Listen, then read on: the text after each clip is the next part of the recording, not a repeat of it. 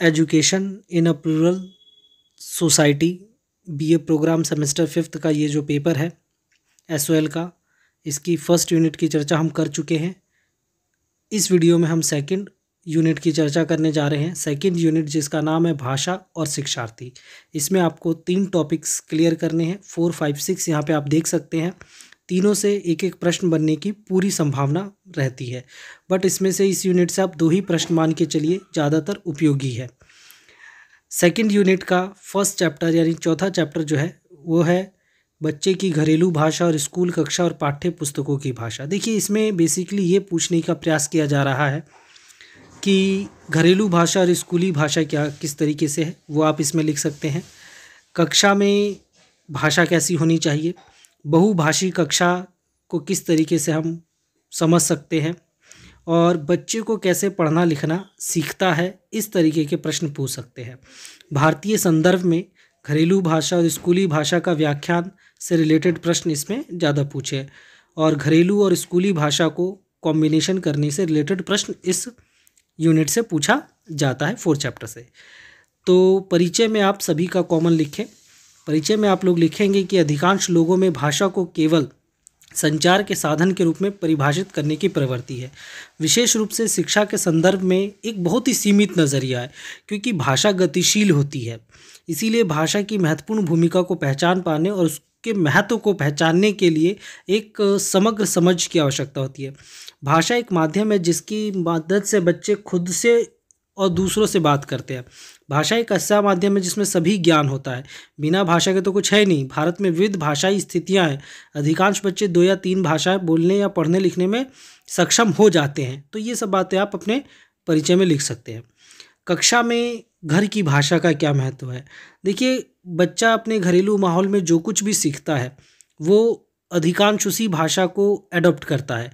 तो घरेलू भाषाएं सभी के लिए पाठ्यचर्या को अधिक सुलभ बनाती है। इसीलिए कोशिश ये की जाती है कि जो घरेलू भाषा बच्चा प्रयोग कर रहा है उसी भाषा में पाठ्यचर्या भी हो, यानी पढ़ाई हो, ताकि उसके आत्मविश्वास में कमी ना हो। क्योंकि अगर कोई अलग भाषाई मॉडल देंगे तो उसका कॉन्फिडेंस लेवल लो हो जाएगा। घरेलू भाषा का उपयोग करने से बच्चे में प्रोत्साहित होती है, सीखने की ललक जागती है। भाषा एक कौशल हस्तांतरीय है। अगर एक बच्चा दूसरी भाषा में खुद को ट्रांसफ़र करना चाहता है तो ये कौशल है, वो धीरे धीरे उम्र के साथ आती है। नई भाषा को समझ के विकसित करने के लिए एक मैच्योरिटी चाहिए। तो भाषा कौशल हस्तांतरीय होती है, जैसे हिंदी टू इंग्लिश में गया, इंग्लिश टू हिंदी में गया, इस तरीके से। इसके अलावा उसको बच्चों की घरेलू भाषा का समर्थन करने के लिए संज्ञानात्मक विकास को बढ़ावा मिलता है। देखिए, संज्ञानात्मक लाभ साबित जब ही होगा जब बच्चा एक भाषी बच्चे की तुलना में वो खुद को बेहतर करने की कोशिश करे। सकारात्मक आत्म अवधारणा और आत्मसम्मान का विकास बच्चे की भाषा के जरिए ही होता है। अगर ये चीज़ उसमें नहीं होगा तो हतोत्साहित होगा, डिक्लाइन होगा। एक तरीके से बच्चों की घरेलू भाषा को महत्व देने से उसकी उपलब्धि में बढ़ने की संभावना बढ़ जाती है। घर से स्कूल में सुगम प्रागमन सुनिश्चित करना आवश्यक है। बच्चे अपनी घरेलू भाषा के साथ स्कूल आते हैं। घरेलू भाषाएं वो भाषाएं जो उसने परिवार, माहौल, आस पड़ोस के चीज़ों से सीखे, और निरंतर अगर उसी भाषा में वो आगे बढ़ता रहेगा तो बच्चा जाहिर सी बात है वृद्धि करेगा, विकास करेगा, तरक्की करेगा।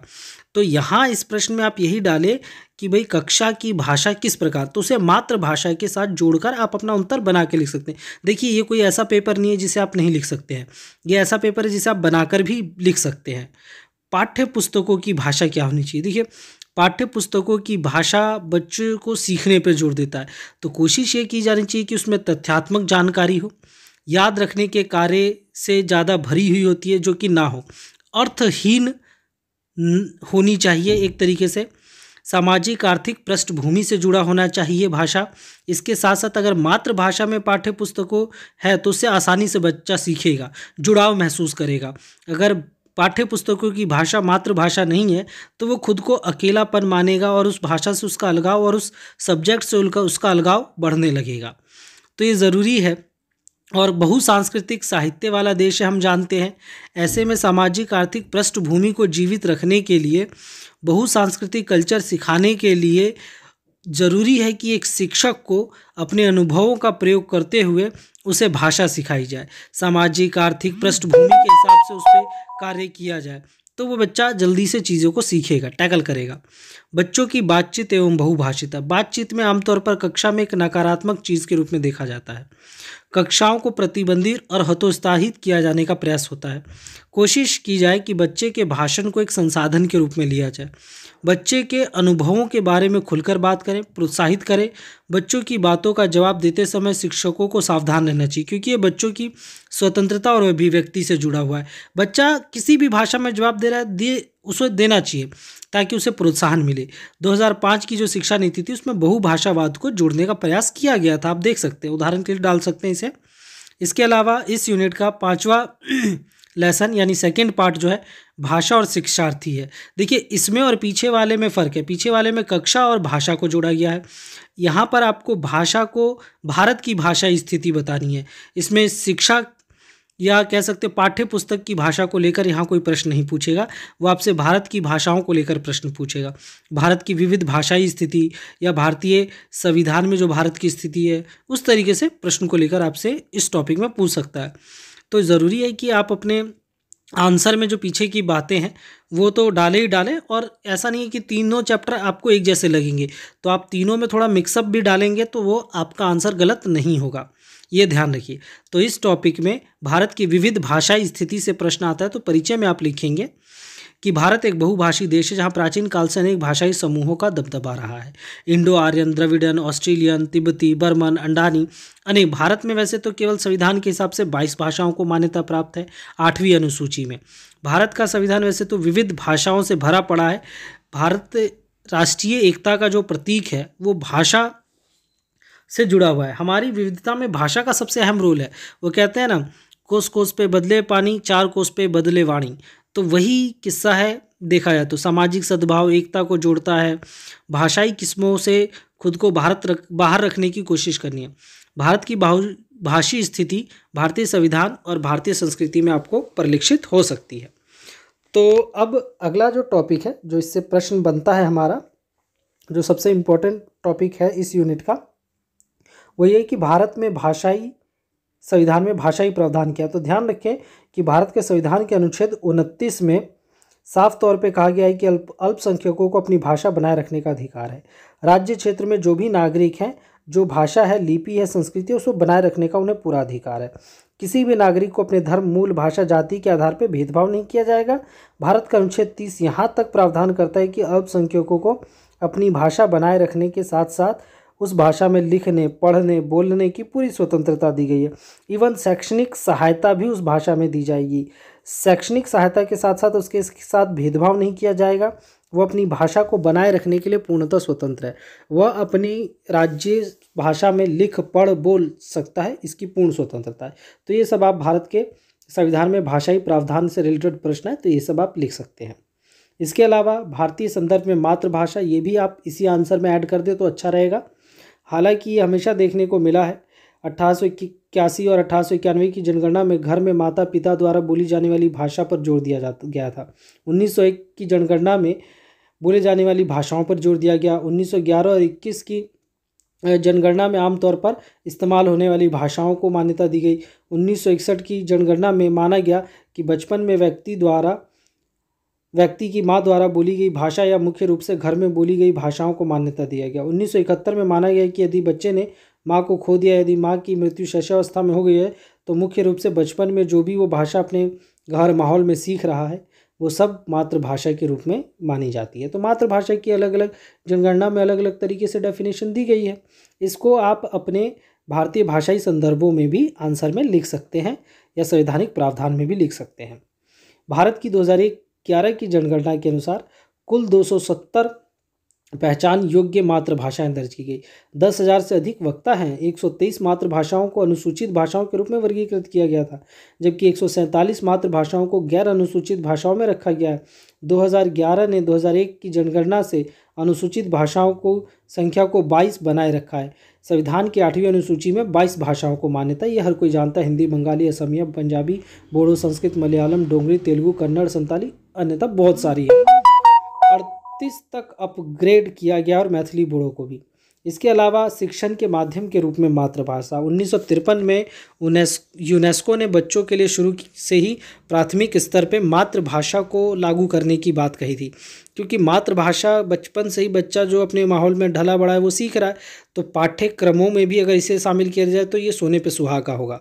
राष्ट्रीय सिलेबस जो बना था 2005 में, उसमें भी मातृभाषा को रखने की वकालत की गई थी। मातृभाषा को घर, बड़े रिश्तेदार समूह, गली पड़ोस भाषाओं के साथ सिलेबस को जोड़ने का प्रयास किया गया था 2005 की शिक्षा नीति के तहत। प्राथमिक स्तर पर मातृभाषा में शिक्षा प्रदान के महत्व को दोहराया गया है और कोशिश की गई है कि वही शिक्षा नीति आगे भी बढ़ाई जाए। इसके अलावा आप अगला टॉपिक है भारत में मातृभाषा शिक्षण।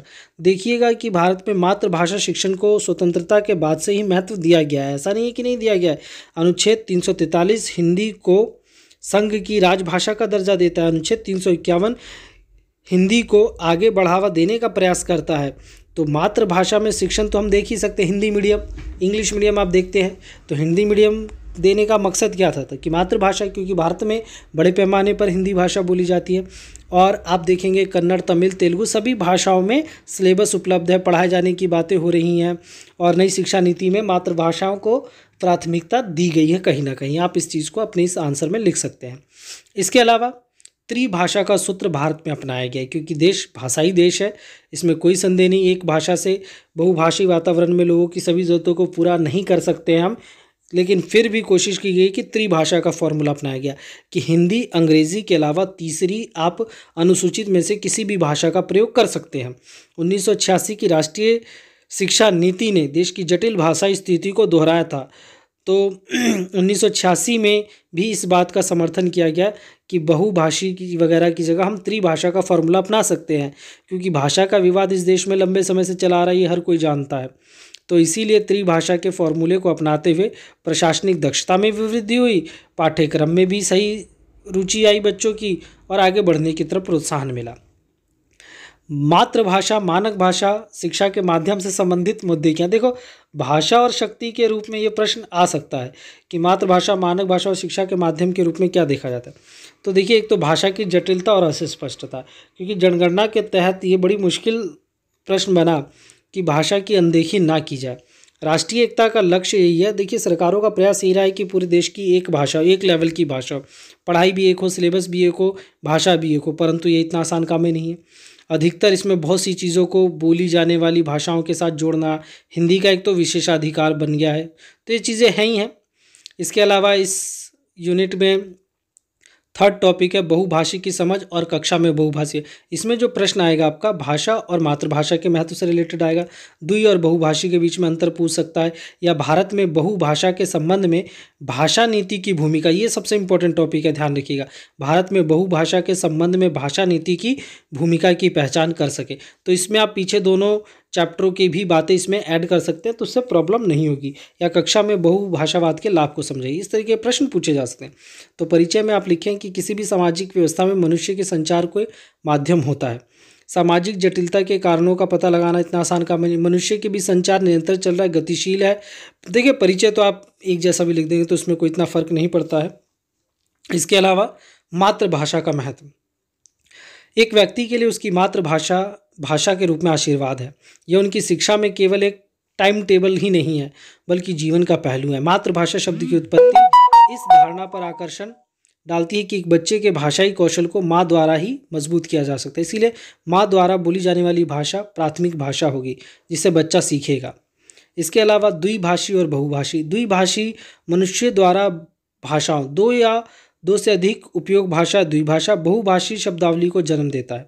द्विभाषा दो भाषाएं हो गई, बहुभाषावाद दो से अधिक भाषाएं जो बच्चा सीखता है या पढ़ता है। तो मल्टीलिंग्विज्म शब्द की उत्पत्ति दो लैटिन शब्दों से हुई है, जिसमें मल्टी का अर्थ है बहु, जिसका अर्थ है कई, और लिंग्वा जिसका अर्थ है भाषा। इस प्रकार बहुभाषावाद को एक वक्ता की क्षमता के रूप में देखिए, अगर बच्चे को बहुत सारी भाषाएँ आती हैं शिक्षण में तो ये बहुत अच्छी बात है, परंतु कोशिश ये की जाती है कि कम से कम वो आधिकारिक तौर पे दो भाषाओं का ज्ञाता तो बने। देश या विदेशी अंतर्राष्ट्रीय स्तर पे ये बहुत ज़रूरी है। और मैकथारा ने भी कहा था, एक बहुभाषी वह व्यक्ति है जो तीन या तीन अधिक भाषाओं की क्षमता अपने पास रखता है। तो ये चीज़ें हैं। इसके अलावा भारत में बहुल भाषावाद के संबंध में भाषा नीति की क्या भूमिका है, ये प्रश्न पूछा जा सकता है। इसी को मर्ज करके आप पीछे के आंसर्स को भी इसमें ऐड कर सकते हैं। 1961 की जनगणना के अनुसार 652 भारतीय भाषाएं हैं। 2001 की जनगणना के अनुसार 22 भाषाओं को अनुसूचित, 122 गैर अनुसूचित। वही बातें आपको दोबारा से दोहराई गई हैं यहाँ पे। 47 भाषाओं के अनुसार देखा जाए तो 27 रेडियो में, 71 सिनेमा में, 13 और राज्य स्तरीय प्रशासन में 13 भाषाओं का उपयोग किया जाता है। बहुभाषावाद से कई ऐसी भाषाओं को आगे बढ़ने का अवसर मिलता है जो बच्चे अपने घरों में बोलते और कक्षाओं में प्रयोग नहीं करते। तो बहुभाषा में ज़रूरी है कि बच्चा वो भाषा यूज़ करे जो अपने घर में भी यूज़ कर सके और कक्षाओं में भी इस्तेमाल कर सके। तो ऐसी भाषा नीति को बढ़ावा देने का प्रयास करने की कोशिश की जा रही है।